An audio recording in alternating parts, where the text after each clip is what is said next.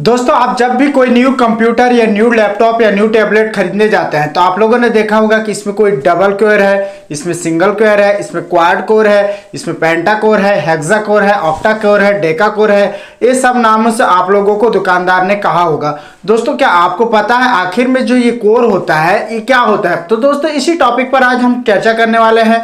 आखिर में जो प्रोसेसर के अंदर कोर होती है उस कोर का क्या मतलब होता है और उस अलग अलग कोर का जो स्पीड होती है वो किस प्रकार से होती है। दोस्तों, इन सारी चीज़ों के बारे में अगर आप जानना चाहते हैं तो आपको मेरे साथ वीडियो के लास्ट तक बने रहना जरूरी है। और आप लोगों ने अभी तक मेरे यूट्यूब चैनल को सब्सक्राइब नहीं किया है तो आप प्लीज़ सब्सक्राइब जरूर कर लीजिएगा और साथ ही साथ बेल का आइकन को भी दबाना मत भूलिए, क्योंकि मैं रोज आप लोगों के लिए इसी तरह के नए नए वीडियो लेकर आता हूँ। तो चलिए दोस्तों, बिना टाइम वेस्ट किए आज यहाँ क्लास स्टार्ट करते हैं। दोस्तों, सबसे पहले हम समझते हैं प्रोसेसर से। तो चलिए हम प्रोसेसर के बारे में समझते हैं। दोस्तों, जैसे कि आप लोगों को पता होगा, कंप्यूटर के अंदर जो प्रोसेसर होती है उसका मेन वर्क होता है किसी भी डाटा को प्रोसेसिंग करना है। अर्थात यूजर जब कोई इंस्ट्रक्शन देता है या कोई कमांड देता है तो प्रोसेसर क्या करती है, उस कमांड के अकॉर्डिंग उसे प्रोसेस कर लेती है और उसे आउटपुट डिवाइस तक भेज देती है। अर्थात उस कमांड या इंस्ट्रक्शन का जो रिजल्ट होता है वो हमको आउटपुट के रूप में मिल जाती है।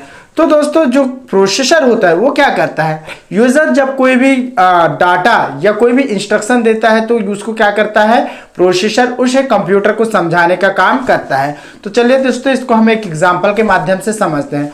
मान लो आपके पास कोई हिंदी बोलने वाला व्यक्ति है, ठीक है, या आप हिंदी बोल लेते हैं और आपके सामने कोई इंग्लिश बोलने वाला पर्सन है। तो दोस्तों, जो आप बोल रहे हैं उसको इंग्लिश वाला नहीं समझ पा रहा है, अर्थात आपकी जो हिंदी लैंग्वेज है उसको इंग्लिश वाला नहीं समझ पा रहा है और आप जो इंग्लिश है उसको नहीं समझ पा रहे हैं। तो इस कंडीशन में आपको क्या करना पड़ता है, एक मीडिएटर की आवश्यकता होती है। अर्थात मीडिएटर को ये दोनों भाषाओं का ज्ञान होना बहुत जरूरी है।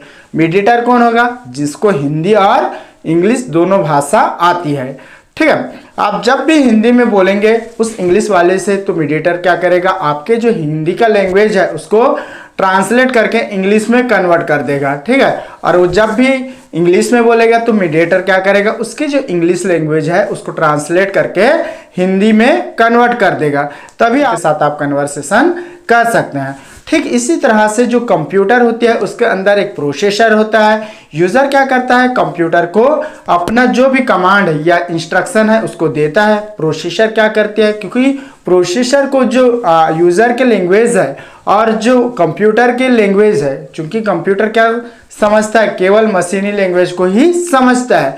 तो जो प्रोसेसर होती है वो क्या करती है, यूजर के जो लैंग्वेज होती है उसको कंप्यूटर के लैंग्वेज में कन्वर्ट करने का कार्य करते हैं।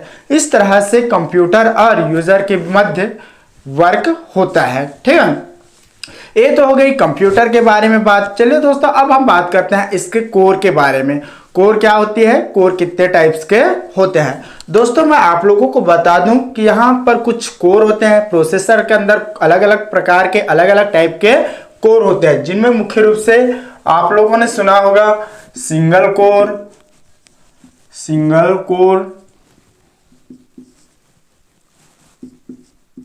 Dual core,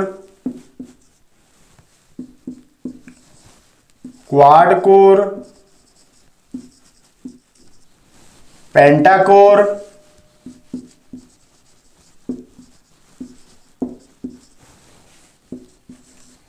hexa core,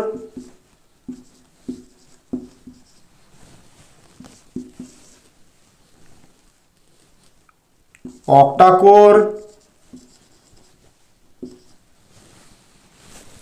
next है डेका कोर, नेक्स्ट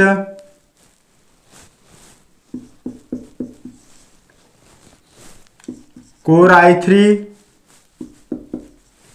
नेक्स्ट है कोर i5,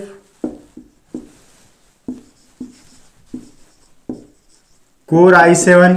इस प्रकार से जो कोर होता है, प्रोसेसर के अंदर जो अलग अलग टाइप के कोर होते हैं, जिनमें मुख्य रूप से single core, dual core, quad core, penta core, hexa core, octa core, ठीक है, deca core, core i3, core i5, core i7, ठीक है। ये प्रोसेसर के अंदर इस तरह से अलग अलग कोर होते हैं जिसका मेन वर्क होता है। चलिए दोस्तों, अब मैं आप लोगों को बताता हूं। दोस्तों यहाँ पर आप लोग देख पा रहे हैं सिंगल कोर, ठीक है। सिंगल कोर का मतलब क्या होता है? ऐसा प्रोसेसर जिसमें केवल एक कोर होगा वो क्या कहलाता है? सिंगल कोर कहलाता है, ठीक है। डुअल कोर में क्या होगा?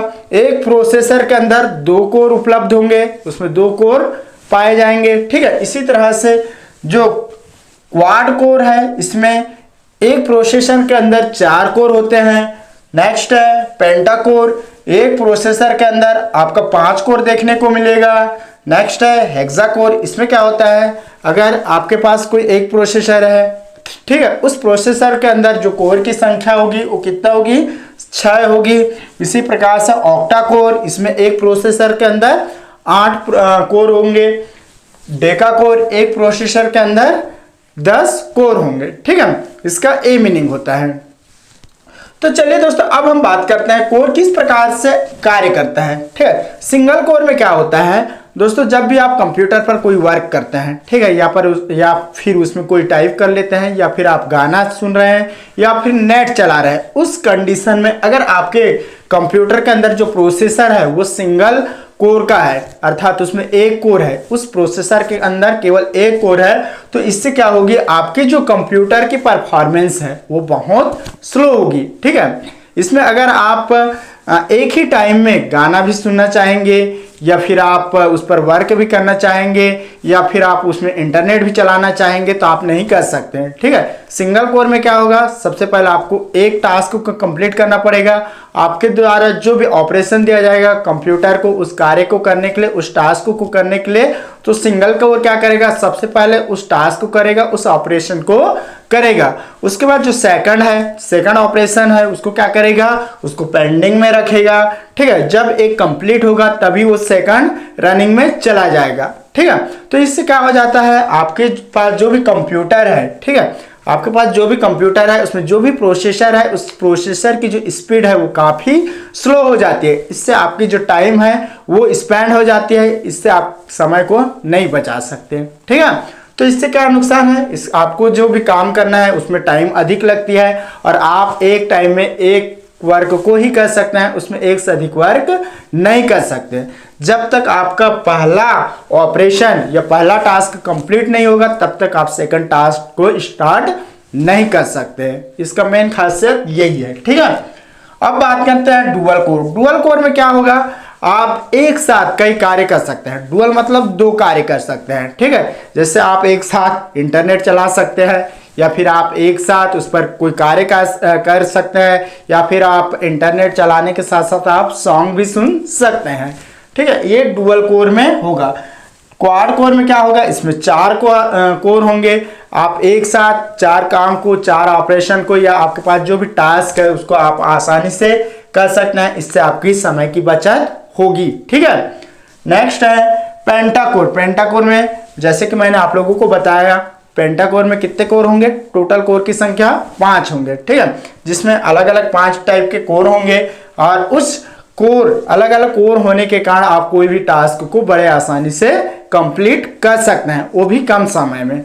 इसी प्रकार से यहाँ पर हेक्सा कोर देख पा रहे हैं जिसमें कोर की संख्या 6 होंगे, ठीक है। ऑक्टा कोर, इसमें कोर की संख्या 8 होगा। डेका कोर, ठीक है, इसमें कोर की संख्या 10 होगा। अर्थात किसी भी प्रोसेसर के अंदर जितना अधिक कोर होगा उस प्रोसेसर की स्पीड उतनी ही अधिक होगी। आप एक ही समय में उतने अधिक टास्क को कर सकते हैं, या आपके पास जो भी ऑपरेशन है, आपके पास जो भी कार्य है उसको आप एक ही समय में कर सकते हैं, ठीक है। ये इसका मेन बेनिफिट है। आपके प्रोसेसर के अंदर जितना अधिक कोर होगा आप उतने ही उस कार्य को बड़े आसानी से कर सकते हैं, वो भी एक ही समय में अलग अलग कार्य को बहुत ही स्पीडली, या आप उस कार्य को बहुत तीव्र गति से कर सकते हैं। तो दोस्तों यही है कोर का मेन वर्क। दोस्तों अगर हम इसकी कॉस्ट की बात करें तो जो कोर था, सिंगल कोर था, वो पुराने जमाने में यूज होता था, ठीक है। अब धीरे धीरे हमारा जो टेक्नोलॉजी है वो एडवांस होते जा रहा है, तो ये धीरे धीरे जो कोर का वर्जन है, ठीक है, जो कोर है वो बढ़ते जा रहा है, जिससे हमको किसी भी कार्य को, किसी भी टास्क को, किसी भी ऑपरेशन को करने में बड़े आसानी से, या हम उस टास्क को बड़े आसानी से कर सकते हैं, ठीक है। दोस्तों अगर हम इसकी कॉस्ट की बात करें तो जैसे जैसे कोर बढ़ते जाएगी उस प्रोसेसर की जो कीमत होगी वैसे वैसे ही बढ़ते जाएगी। ठीक है, ये आपके प्रोसेसर की कोर के ऊपर डिपेंड करता है। ये तो हो गई कोर की बात। चलिए दोस्तों अब हम कोर को किस प्रकार से या जो प्रोसेसर है उसकी स्पीड को हम किस प्रकार से माप सकते हैं। दोस्तों मैं आप लोगों को बता दूं कि जो प्रोसेसर है उसको हम उसकी स्पीड को गीगाहर्ट्ज में मापते हैं। जो प्रोसेसर होती है उसका स्पीड को हम गीगाहर्ट्ज में मापते हैं या उस प्रोसेसर की स्पीड को गीगाहर्ट्ज में मापा जाता है। दोस्तों यही मेन वर्क है कंप्यूटर के अंदर, जो प्रोसेसर होता है उसके अंदर जो कोर लगे रहता है उसका मेन वर्क। दोस्तों अब आप लोगों को कोर के बारे में जो भी डाउट था वो क्लियर हो गया होगा। उम्मीद करता हूं दोस्तों यह वीडियो समझ में आ गया होगा। अगर आपको अब भी कोई डाउट है तो आप इस वीडियो के नीचे एक कमेंट सेक्शन दिया है, उस कमेंट के सेक्शन में जाकर आप अपना जो भी डाउट है उसको मेंशन करके मुझसे पूछ सकते हैं। मैं आपके जो डाउट है उसको रिप्लाई जरूर करूंगा और साथ ही साथ आपकी जो डाउट है उसको क्लियर करने का कोशिश जरूर करूंगा। तो दोस्तों आज के लिए फिलहाल बस इतना ही। कल फिर एक नए वीडियो के साथ मिलेंगे, तब तक के लिए नमस्कार।